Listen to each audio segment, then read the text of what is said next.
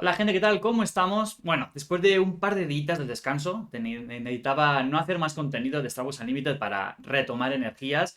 He estado trabajando, he estado jugando mucho Octopath Traveler. Ya toca analizar el torneo de este fin de semana de Florida, en Estados Unidos. Y bueno, muchísima gente, mucho dinero en juego y cartas un poco extrañas en muchos de los decks. Vamos a ver.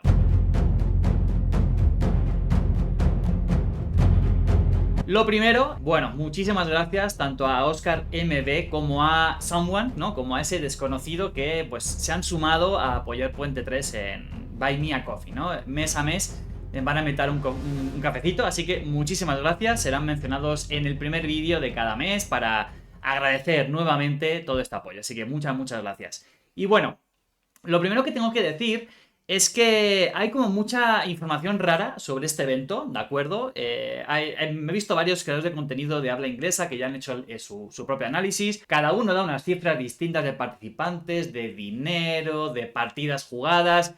Yo creo que eso no es lo súper relevante, pero bueno, aquí les traigo cierta información para ayudar a tener más claro de lo que está pasando. Lo primero es que fue un formato, bueno, fue en Florida.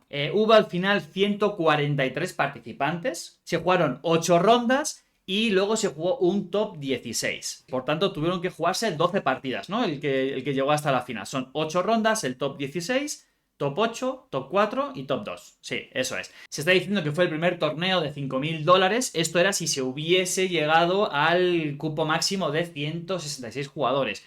Fueron menos, entonces, bueno, las cifras habrán variado un poquito, ¿no? Pero bueno, creo que no es lo más relevante. Esta gráfica es por parte de la organización PPG, ¿no? Pro Play Games. Bueno, ahí se ve, ¿no? 37 Boba Fetts, 24 Sabines, 15 Vaders, 15 Aiden Versio, 12 Leias y luego ya 8 Palpas, 7 Krennic, 5 Luz, 4 Inquisidores, un poquito de cada uno, ¿no? Llamativo, llamativo. Ningún IG, ningún Ginerso, ningún Hera. Yo creo que cada vez está un poquito más claro que la gente que quiere competir no lleva a estos líderes. Yo me resisto fuertemente porque justamente Hera y Jin son de los que quiero jugar. No lo estoy priorizando porque no me da la vida, pero pronto va a cambiar. En alguna jornada de la liga, esta que estamos jugando online, las acabaré llevando, seguro. Y bueno, me da un poco de pena. Me da un poco de pena que haya 3 líderes de tantos que no tengan representatividad. Por otro lado, que sean 3 de los 18 que hay, creo que es muy buena señal, ¿no? O sea, no está limitado a 3, 4, 5 líderes, sino que todavía mucha gente apuesta a llevar cosas distintas a ese tipo de torneos donde ya hay dinerito en juego. Y claro, como les decía antes, he hecho una pequeña gráfica, que ni siquiera se puede llamar gráfica, es poner fotos ahí, ¿no? Con numeritos, para ver qué bases estaban llevando estos líderes, porque no es lo mismo pensar en un Han Solo Casino, como la guía que subí, a el Han Solo que estuvo presente en el top 16 y fue un Han Solo con base de agresividad. Leia fue jugada con rojo, esto creo que no es ninguna sorpresa. Palpatine podría ser mono verde o irse por azul o por rojo, aunque el que más me está gustando a mí, que estoy viendo por ahí, es el amarillo, lleno de trucos y lleno de un control de parar y parar y parar al rival. Bueno, se fue por azul en esta ocasión. No hay ninguna Aiden Versio, ¿no? Si nos fijamos, y eso que había bastantes en el torneo inscritos. Aiden siempre está pensándose que si mejor con verde, si mejor con rojo. Bueno, pues Krennic, que es un poco como su gran competidor, sí pasó al top 16 y fue con la base verde.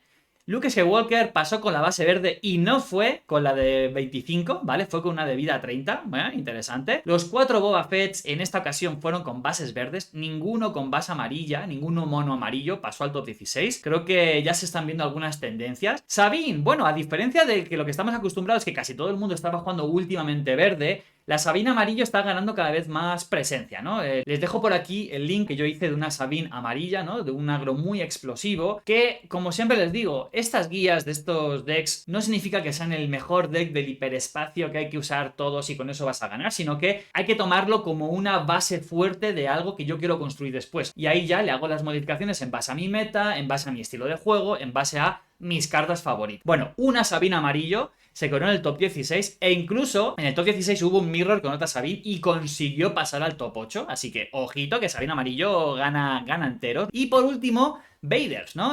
Uno con base verde y 2 de base azul. En principio el de base verde es un poquito que busca más el rampeo rápido para ser un midrange fuerte, y el azul es un deck mucho más controlero de plantarse en la mesa, no dejar que el rival juegue y acabar sacando cosas gordísimas después para rematar. Si miramos el top 4 y la final, bueno, por un lado de esa rama del top 4 tenemos a Luke Skywalker con la base verde de 30 contra el único Vader que pasó al top 4, Vigilancia, así que en la parte más controlera. Y en el otro lado tenemos una Sabine y a un Boba Fett verde, ¿no? Que en teoría es un matchup que favorece a Boba Fett y efectivamente fue el que pasó la final. En el otro lado, el padre ganó al hijo, así que final entre Boba Fett verde contra Vader Vigilancia. Ganador, pues bueno, fue Cohen con Vader Vigilancia. Entonces, bueno, gran sorpresa. Gran sorpresa digo porque, bueno, creo que todo el mundo está muy al tanto de que Boba está muy fuerte,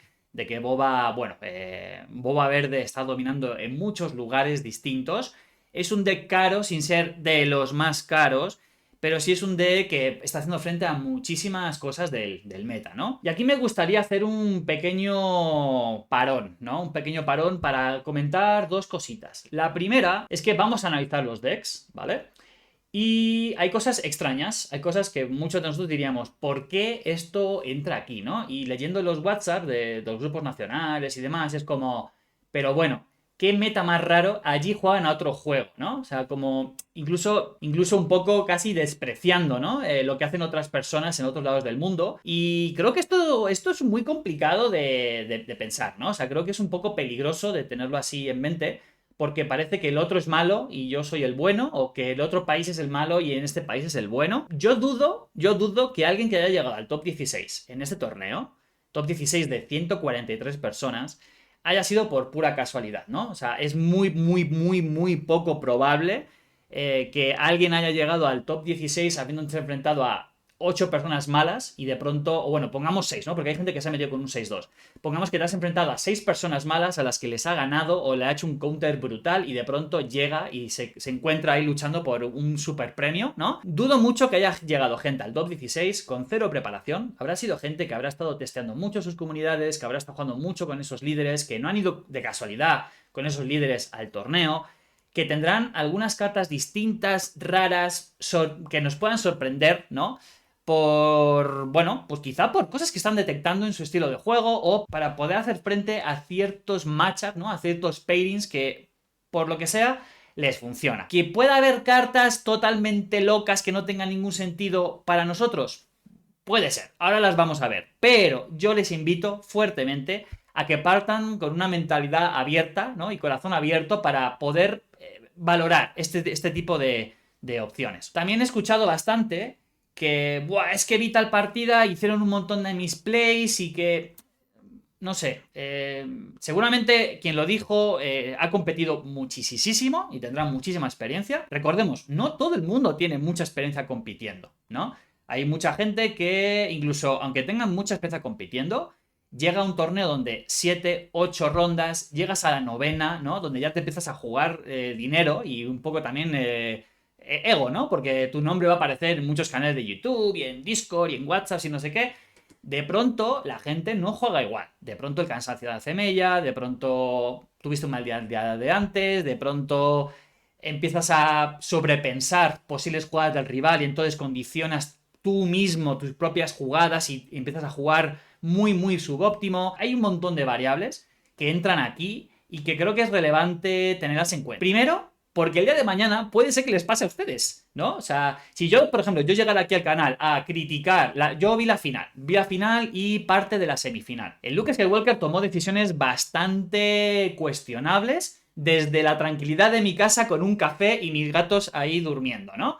Entonces, si yo parto desde ahí y yo vengo aquí y les digo, ¡buah, ese Luke hizo unas jugadas horribles, obvio que ese Vader le ganara! Que no fue así, o sea, fue por otros motivos. Si yo llegara con esa condición, ¿de qué modo luego yo me presento aquí a decirles que estoy jugando partidas de una liga, les subo partidas mostrando los decks de los que subo guías, ¿no? O sea, creo que sería un poquito idiota por mi parte, digámoslo así, suave, venir con esta actitud. Entonces, yo les invito a que sobre todo entiendan quién les está escuchando, quién les está leyendo, porque puede ser gente que luego no se atreva a compartir sus decks, no se atrevan a compartir sus preguntas. no se atrevan a compartir sus éxitos. Y a lo mejor un éxito para él es haber ganado su primera partida en un torneo. Entonces, nada, hasta aquí termino esta chapa de llamada a la reflexión y pasemos a analizar los decks, pero por favor, mente abierta, corazón abierto, porque hay ideas interesantes y el objetivo del día de hoy mío es tratar de entenderlas y les invito muy fuertemente a ustedes que en comentarios me dejen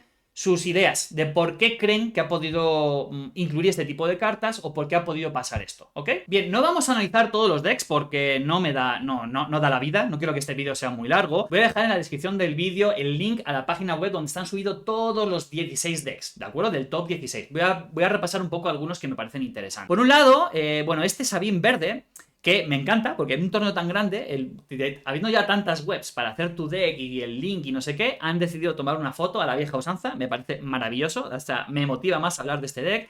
Bueno, algo que yo creo que no se está viendo mucho en deck de Sabin verdes es R2, y hay varios Sabin verdes que están llevando R2.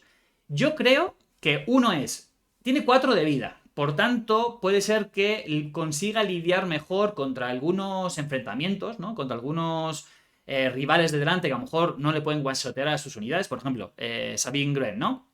Ese 3 de vida, de pronto te sacan al 3-3 verde que te limpia a tu Sabin Gren y pierdes mucho fuelle. Entonces, a lo mejor tener a R2 ahí te aporta tener 4 de vida. Bueno, por otro lado, otra cosa que he estado pensando es que es rebelde, ¿no? Que si miramos alguna de las cartas, dejan de ser rebeldes y otras muchas piden que haya rebeldes en mesa. Entonces, por ejemplo, tener un R2 al que le meter el +2/+2 del teniente de la flota, pues ya hace 3 de dañitos a la base. Y no está mal, ¿no? La otra razón quizá es por un poco de control de deck, ¿no? A lo mejor están viendo las Sabin verdes, les digo, varias Sabines verdes han llevado a R2 en su deck inicial, ¿vale? Quizá están viendo que algunos enfrentamientos contra el mid-range lo están perdiendo porque llega un momento donde cuando roban cosas que no son tan relevantes. Entonces, quizá poner un rebelde de vida 4 que te permite mirar el top deck y si no, lo pones al final de tu deck, pues quizá está siendo relevante para poder llegar a tener mejores respuestas o mejores cartas en esos robos en turno 5, 6, 7, 8, ¿no? Creo que van por ahí los tiros. Otra cosa que varias Sabin Verde están viendo, bueno, Sabin Verde, que antes no se metía tanto Dodona, este solo lleva una copia y una en el banquillo, pero el otro Sabin Verde lleva, creo que eran 2 o 3 incluso en el deck inicial, así que interesante. La otra cosa que sin duda me ha llamado mucho la atención, que ya lo comenté cuando hablé del tier list de rojo con maldad y con heroísmo, es que Zeb Aurelius gana mucho valor, ¿no? Primero porque con la base de 25 verde comba muy bien, ¿no? Te sale con ambush, 2 tiene impacto directo. Pero si no, a tempo, no deja de ser un 5-5 que te está amenazando el limpiar mesa, porque recordemos que Zeb, si sobrevive al ataque y derrota a una unidad enemiga, hace 4 daños a otra unidad enemiga que esté en la arena terrestre. Por tanto, Zeb de pronto te permite salir, controlar mesa porque vas a poder lidiar con muchas unidades del rival, sigues manteniendo un 5 algo en mesa dependiendo de la vida que te haya quedado. Y ojo que esos 5 de daño en el siguiente turno amenazan mucho la base del rival. Bueno, pues los Sabines verdes están metiendo bastante a Zeb. Pasamos a ver ahora el de Palpatine. Bueno, es interesante. Creo que no hay nada así súper relevante. Al final es, bueno, rampeo, tratar de aguantar mucho con 2 centinelas bien grandes. Cartas que te permiten controlar el deck, que te permiten curarte, que te permiten hacer daño directo o eliminar unidades del rival, ¿no? Sin ningún miramiento. Y al final, pues nada, jugar cosas muy grandes, muy pesadas para tratar de ganar la partida. Importante, la presencia de 3 vigilancias, luego lo comentaremos también con otro deck importante, que bueno, el que ganó el torneo, no me voy a ocultar, que claramente va enfocado al mirror de control, ¿no? Bueno, vamos a tratar de quitarle cosas importantes al rival y vamos a meterle la presión de que o me ganas o vas a empezar a recibir daño por no poder robar cartas al no tener cartas en tu deck. Entonces, bueno, bien, interesante. El side deck, ¿qué llevamos? Bueno, justamente, analicé hace muy poquito, lo dejo por aquí, el tier list de verde con maldad y con heroísmo, y justamente hablamos que esta navecita de coste 9, que lo que tiene es que el primer evento que quiera jugar el rival no puede jugarlo, o sea que va a ser como una carta en blanco. ¿Por qué es muy relevante? Justamente para quitar los Super Laser Blast. Entonces, claramente enfocado a meterlo en partidas más controleras para evitar que el rival saque partido de estos grandes eventos de tanto impacto. ¿Qué decir del Sabin amarillo? Bueno, lo más llamativo es que no hay casi cartas rojas, hay muy poquitas. Es por eso que el Fighters for Freedom, ¿no? El 3Fs, no está en el deck principal, ¿no? Porque al final no puedes confiar de hacer daño indirecto a la base por jugar cartas rojas, porque de pronto no te van a salir tantos. ¿Qué es lo otro llamativo? Bueno, Chihuahuas, ¿no? Quiere poner centinelas en mesa que, si bien no tiene grid como el líder, ¿no? Claro, sale el centinela, sale girado. Cuando atacan al centinela, como no lo one-shoten, se va a girar y por tanto va a poder hacer un ataque. Al ser un deck agresivo, entiendo que va a priorizar ir contra la base. Chihuahua se va a volver a girar y en teoría, pues quizás seguramente ya el rival va a poder acabar con Chihuahua. Pero como no pueda, porque tenga delante otro agro, ¿no? Y se estén estampando contra Chihuahua y no consiga hacerle esos 6 de vida, ¿no? Se vuelve a girar y vuelve a pegar. Entonces, interesante. También algo que no había visto mucho y que yo no he utilizado en mi deck amarillo de Sabine es justo esta nave que tiene ambush. Bien, 3-4, va a poder lidiar contra naves del rival. A mí me parece muy buena para justamente los mirror. Y las dos cosas que me han llamado bastante la atención son dos. Una es priorizar al Lando Calrissian por encima de Han Solo. Entiendo que es para recuperar cartas de impacto muy rápido de daño, ¿no? Para sorprender al rival y tratar de terminar justamente en ese turno. Y la otra que me llama mucho la atención es este Change of Heart, ¿no? Que es, bueno, es un evento, le damos una unidad al rival y pasa a ser nuestra durante esa fase. Podemos atacar con ella, hacer acciones, ¿no? Dependiendo de lo que aparezca en la carta. Y al tener esa fase, regresa otra vez. Es otro coste 6, así que bueno, claramente va enfocado a que me sacas un super centinela, que me sacas esa pedazo de nave que has conseguido ya rampear y boom, me pones un 8-8 en mesa que me va a empezar a hacer daño y me va a empezar a eliminar unidades. Bueno, te la quito y te termino la partida en ese momento. Y no tengo ninguna de esas cartas, ¿eh? Me da a mí que voy a tener que buscar alguna por si acaso. Veamos el deck de Luke Verde. Y bueno, aquí lo más destacable son varias cositas. Por un lado, en el banquillo, en el sideboard, lleva 2 restock que yo, sinceramente, no sé muy bien para qué lo está enfocando. Si lo está enfocando para partidas largas donde el mileo pueda ser un problema, ok, quizá ha tenido enfrentamientos. Yo juego Luke Verde, ya les he dicho que es mi deck competitivo, al que me he gastado dinero para tenerlo bien completito. Y es cierto que las partidas de Luke Verde puede ser que se vayan a partidas muy largas, ¿no?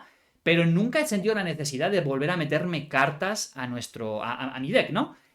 Por otro lado, la única carta que tiene para buscar otras cartas es el Alaú. Carta buenísima, ok, pero meter más cartas así porque sí, sin poder tener acceso rápido a buscarlas, no te da mucha ventaja, ¿no? O sea, al final no accedes a ella. Por tanto, yo creo que va muy enfocado a esta parte de evitar el mileo en partidas muy largas. Tiene rampeo con Resupply, tiene el falso rampeo del Alliance Dispatcher que va también con Luke, ¿no? Porque le da el escudito y te puede ayudar a bajar unidades pagando uno menos continuamente. En el banquillo lleva la navecita esta que si tienes iniciativa tienes Restore 2 pero no tienes la base de 25, entonces como que no creo que le vaya a sacar mucho partido. Llevan Yularen, pero no hay tantísimas cartas verdes. Más o menos, creo que hay un equilibrio entre azul y verde, entonces no sé qué tan fiable puede ser esa curación. Supongo que Yularen ya entra cuando ya metes toda esta parte verde al deck, ¿no? Y empiezas a quitar otras cosas. Lleva esta nave que es un 4-4 con ambush, sí, controlas otra unidad verde en la mesa, ¿no? Entonces, ok, puede ser, pero de nuevo, te faltan cosas verdes, no sé. Cierto que entre el Dispatcher, el Marine y el Echo Base Defender y Akbar incluso, vas a acabar teniendo unidades verdes en el turno 2, 3, ¿no? Entonces, puede ser que le saques valor, pero no sé si más tarde vas a sacarle siempre con ambush, viendo el deck tal y cual está, ¿no? O sea, yo creo que otra carta que depende de meter más cosas de banquillo para sacarle más valor a la carta. Tiene muy poco removal, o sea, solo tiene un takedown, no tiene otro modo. Bueno, y podemos decir que Akbar, ¿no? Que otra carta que ayuda a hacer daño. Bueno, y Luke Skywalker, ok. Pero no sé, yo echo en falta. Si justamente estás enfocando tu deck muy al control, ¿no? Metiendo un Home One extra, más curación, restock. Me faltan algún Vanquish, ¿no? Porque claramente te vas a enfrentar contra naves gigantes y no tienes modo claras de quitártelas. Justamente en la semifinal que me vi toda la partida de Luke Green, de este Luke Verde contra el ganador del torneo, al final ganaba porque sacaba el Avenger, le quitaba una unidad, él no tenía modo de lidiar contra ese Avenger y el Avenger ataca y te quita otra unidad. Y al final no ganas. O sea, no había ningún tipo de opción de ganar esas partidas. Era evidente, ¿no? O sea, yo creo que hace falta algunos cambios. Pero, por ejemplo, sí me gustó mucho, y ahí se lo voy a hablar muchísimo, devoción, ¿no? Coste 2, 1-1 es una mejora que le da Restore 2 a una unidad. Entonces, poder sacar una unidad decente, ¿no? Con estadísticas buenas, como puede ser el Marín, como puede ser Yoda, como puede ser, ¿qué? Incluso el Teniente. Meterle un +1/+1 y meterle un Restore 2 puede ser que de verdad te ayude a lidiar mucho con el agro, y justamente yo lo voy a empezar a probar porque me está costando lidiar contra Sabine verde con mi look verde. Se me iba a pasar por la cabeza usar devoción, pero lo sentía un poquito lento. Entonces vamos a probarlo y a ver qué tal. Vamos a ver ahora el deck del Boba que llegó a la gran final. Tiene cosas muy sorpresivas, ¿vale? Y yo creo que es lo que comentaba al inicio, antes de mostrar todos los decks, que creo que tenemos que estar abiertos a cosas distintas, ¿no? Primero, reclutamiento, creo que se llama así en castellano, ¿no?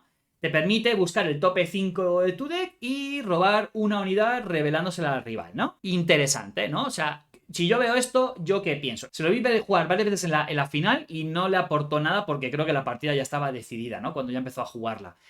Lo que a mí me dice es que está teniendo un problema de robo, ¿no? Que al final acaba robando cositas que no necesita, ¿no? Quiere sacar, por ejemplo, más cuerpos. Entonces, quizá justamente esta carta de reclutar te permite filtrar tu deck, ¿no? Miras 5 cartas, robas una unidad y por tanto las otras 4 se descartan. Al final lo que consigues es hacer que tu deck sea un poco más finito, ¿no? O sea, al menos la parte que vas a ir robando, y puedes llegar a cosas más relevantes un poco más adelante. Otra cosa llamativa es que lleva 2 Gamorrean Guards, ¿no? Que tienen centinelas, 4-4 con centinelas, y tienes otra unidad amarilla en la mesa. Supongo que va enfocado a lograr parar el agro que te pueda plantear el rival y todavía seguir amenazando con 4 daños para acabar con esas unidades y ir contra la base, ¿ok?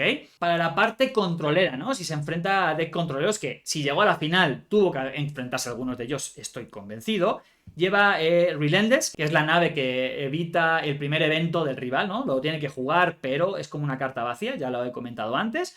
Y también lleva la Legión del Emperador, que es esa carta que te permite recuperar a mano las unidades que estén en tu pila de descartes que hayan sido derrotadas en esta fase, ¿no? Entonces, sabe que el rival va a llevar removals, que va a llevar áreas de daño, que vaya... Bueno, te lo recupero y te sigo ganando, ¿no? Y sigo teniendo mucha mano para jugarte cosas. Además, recordemos, Boba Fett, tanto cuando está en la base como cuando está fuera, endereza recursos, ¿no? Entonces, al final, acabas jugando muchas cosas de la mano, y a veces Boba, al menos en mi experiencia contra otros Bobas, es que a veces se quedan sin mano muy, muy pronto, ¿no? Porque consiguen bajar tantas cosas que luego dependen mucho del robo, tienen 2 cartas y bueno, a ver qué les sale y a ver qué impacto tienen en mesa. Por tanto, recuperar esas unidades que hayan sido derrotadas a la mano, aparte de ser un poco incluso una herramienta psicológica contra el rival, ¿no? Dice, mira, tu Super Laser Blast lo recupero todo a mi mano y te lo vuelvo a jugar el siguiente turno a ver si es capaz de lidiar con ello, ¿no? Pero aparte de ese factor psicológico, creo que es un factor de verdad útil, ¿no? Me gusta mucho esta idea que está planteando. Y la otra es este Canning, ¿no? Este evento de coste 4 con monocolor amarillo, por tanto va a pagar sobrecoste sí o sí, va a pagar 6 recursos para poder jugar Canning, pero aporta mucho valor, ¿no? Recordemos que podemos elegir 2 opciones de 4. Podemos devolver a la mano de un jugador una unidad de coste 4, así que para quitarse cositas del rival. La otra es darle un +4/+0 a una unidad para esta fase, entonces quizá para terminar con unidades del rival o para meter más presión a la base, incluso terminar partida, puede ser relevante este +4/+0, sobre todo si el rival ya no tiene más jugadas que hacer, ¿ok? Agotar 2 unidades del rival, fortísimo. Por ejemplo, esa Wenger que a él estuvo haciendo tanto daño de te ataco, te quito unidad, te ataco y te quito unidad, se lo giras, ya no ataca, ya pierde mucho valor. Y descartar una carta aleatoria de la mano del rival. Ese Super Blast, ese Avenger, quitarle esas cartas en enfrentamientos de control, me parece muy buena idea esta carta, ¿eh? O sea, yo creo que tiene todo el sentido para lo que necesita. Y terminamos con el deck de Vader azul, el deck del ganador, creo que hizo un 6-2 en el suizo. Este deck, de forma muy general, no te dejo jugar los primeros turnos, porque te pongo un centinela gigante que es el Teniente Chalchen, ahora hablaré de él, y te juego un montón de eventos que o te eliminan unidades porque sí, o te hacen daño en área, o te hago descartar cartas, o te quito unidades y me curo, o, bueno, un montón de cosas, ¿no? O sea, al final son eventos de hacer mucho daño y de controlar mesa, ¿no? De controlar mesa y de que tú no juegues bien. Y lleva vigilancia, o sea, tiene una apuesta a tratar de llegar al 1000, ¿no? De quitar recursos al rival y, de nuevo, creo que es muy interesante esa parte psicológica de quitar cartas del rival, ¿no? Porque te hago quitar 6, ¿no? Y de pronto ahí en esos 6 van un láser y un Avenger. Y dices, uy, que ya tengo uno menos de cada cosa que me interesa mucho sacar. ¿Cómo hago frente a este deck controlero que quiere llevar la partida a turnos muy tardíos? ¿Cómo hago frente a ello si me está quitando recursos importantes? Aunque tengas uno en mano, ¿no? Sabes que tienes uno menos. A nivel psicológico ya afecta a la partida, ¿no? Ya tienes una información de cosas que te han quitado que te puede condicionar. Entonces creo que está muy interesante. Aparte de la curación, que obviamente viene genial. ¿Ese escudito a quién se lo vamos a dar? Pues obviamente al Teniente Chaesen, ¿no? Yo esta carta no es que la criticara, pero sí es cierto que las partes negativas que trae, yo le di quizá más valor del impacto real que puede llegar a tener en mesa, ¿ok? Me explico. Es un 4-2-2 que tiene centinela, ¿ok? Estadísticas un poquito bajas, pero que cuando juegas esta carta, cuando juegas esta unidad, revelas la mano, las cartas que quieras de tu mano al rival. Y por cada carta azul que le hayas mostrado, obviamente solamente le vas a mostrar azules, ¿vale? Va a ganar un +1/+1, ¿vale? Entonces, si has mostrado 3 cartas, va a ser un +3/+3, va a ser un 5-5. Ya está mucho más interesante además porque tiene centinela. Bien, ¿cómo jugaba este señor? Este señor muchas veces en turno 1 no jugaba nada, al menos contra el Boba Fett de la final, ¿vale? No jugaba nada, en parte porque no tiene grandísimas jugadas, ¿no? Tiene el de Stormtrooper, tiene el Viper, ok, tiene el Inferno Force, que este sí que lo utilizaba mucho para controlar el deck y poder colocarse las caras que quería robar, creo que es esencial para poder llegar a la Super Blast, llegar a esas cosas, removal para poder lidiar con la mesa del rival. Yo ya dije que esta carta a mí me parece top y lo sigo pensando, ¿eh? Entonces, primer turno quizá no jugaba nada para asegurarse de tener muchas cartas en mano y sobre todo cuantas más azules mejor. Llega el turno 2, a lo mejor juega algún removal para quitarse alguna carta del rival, alguna unidad, ¿no? Para hacerle daño y no puede hacer muchas cosas. Y llega el momento de tener 4 recursos y te baja al Teniente Chaesen. Como no has jugado tantas cartas, una por turno, acabas consiguiendo tener muchas azules y mostrándolas al rival metías muchas estadísticas. Fácilmente, en todas las partidas que le vi jugar, este señor bajaba siendo un 5-5 sin ningún tipo de problema. Y ojito, lo que repetía antes todo el rato, la parte psicológica de que el rival sepa qué está pasando, ¿no? No tenía problemas en muchas veces mostrar el Super Laser Blast o cosas fuertes o cosas relevantes de siguientes turnos que decían al rival, como tiene Power of the Dark Side, no voy a jugar esta carta porque me la va a quitar. No, se la muestra. Y entonces condicionaba al rival, ¿no? A lo mejor le obligaba a bajar una unidad pronto para que, si jugaba el Power of the Dark Side, podía elegir esa unidad y que el boba siguiera en mesa. Le condicionaba y al final lo que conseguía era controlar su mente, más o menos, para poder controlar la mesa, ¿no? Empezar a jugarle eventos y tal. Entonces, muy interesante esa jugada más conservadora o agresiva, según como lo quieran ver, de no jugar cartas, no jugar muchas cartas al inicio para bajar un 4 con centinela con muchísimas estadísticas. Y nada, bueno, lleva un restock, supongo que justamente para esa pelea, ¿no? de control. No sé si se llegaría a meter vigilancia. Yo creo que es demasiado optimista pensar en meterte un vigilancia para volver a metértelo, porque al final lo que metes con restock va al final de tu deck y no tienes nada que te ayude a barajar todo el deck, no tienes nada que te ayude a buscar esa carta en concreto. Solo tiene una, que es esta, Search Your Feelings, que bueno, quizá mete esta junto a la que hemos visto de restock para efectivamente jugar vigilancias, la regresas, la buscas y sabes que vas a controlar mesa y generas el poder descartar otra vez cartas al rival. Y bueno, mucho de su forma de jugar que era te aguanto, te acabo jugando un Super Laser Blast, luego te saco a Vader líder y entre Vader líder y los Avengers te controlo mesa y te destruyo. O sea, gente, ese es el deck. Mucho control de mesa a través de un centinela con unas estadísticas brutales que salen muy pronto en partida. Casi no hacía daño con el líder, ¿no? Estando en la base, le daba un poco igual, priorizaba tener iniciativa para poder eliminar rápido unidades del rival con estos eventos tan fuertes que tiene.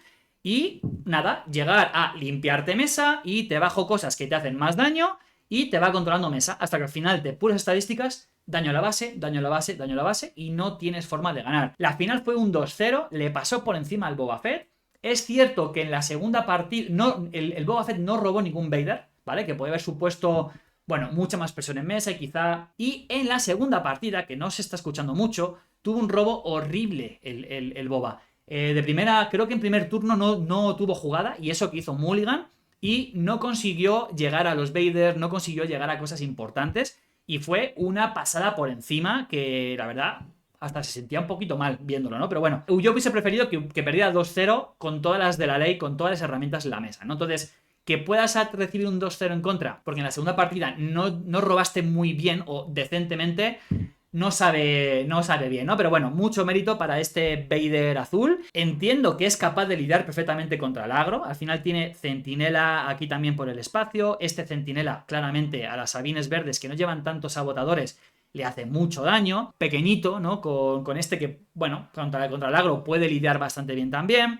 Tiene atrincherados, que se lo da una unidad y por tanto ya no puede hacer daño a tu base. Entonces, este 3-1 que va a poder lidiar con un montón de cosas que te planteé. Tiene la curación de vigilancia, tiene un Bambi Run aquí en el banquillo, o sea, tiene curaciones, ¿vale? Tiene cositas para lidiar contra el agro. Así que bien.